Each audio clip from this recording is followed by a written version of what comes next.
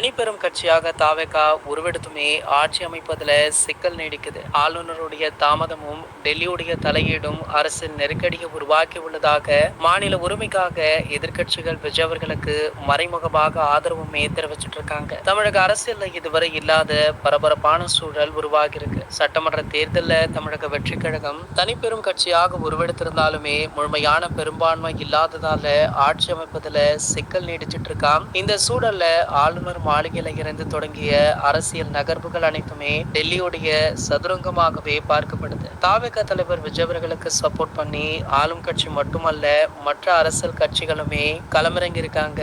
அரசியல் கட்சிகள் மட்டுமல்ல பல நடிகர்களுமே ஆளுநருடைய இந்த செயலை கண்டித்து ட்வீட் போட்டுட்டும் இருக்காங்க. சமீபத்துல கூட நடிகர் விஷால் அவர்கள் தளபதி விஜய் அவர்களுக்கும் தாவேகா கட்சிக்கும் ஆதரவாக பேசியிருப்பது சோசியல் மீடியாக்கள்ல வைரலாச்சு. இதனை அடுத்து பாத்தீங்கன்னா பிரபல கார்பந்தய வீரரும் நடிகருமான நடிகர் அஜித்குமார் அவர்களுமே தளபதி விஜய் அவர்களுக்கு சப்போர்ட்டாக பேசியிருப்பது சோசியல் மீடியாக்கள்ல வைரலுமே ஆகிட்டு இருக்கு. மேலும் பாத்தீங்கன்னா விஜய் அவர்கள் தமிழகத்துல பெரும்பான்மையான வாக்கு வித்தியாசத்துல வெற்றி பெற்றவுடனேயே முதல் ஆளாக போன் போட்டு வாழ்த்திருந்தார் நம்ம ஏகே அவர்கள். இதனடுத்து தற்போது ஆளுநரை கண்டித்தும்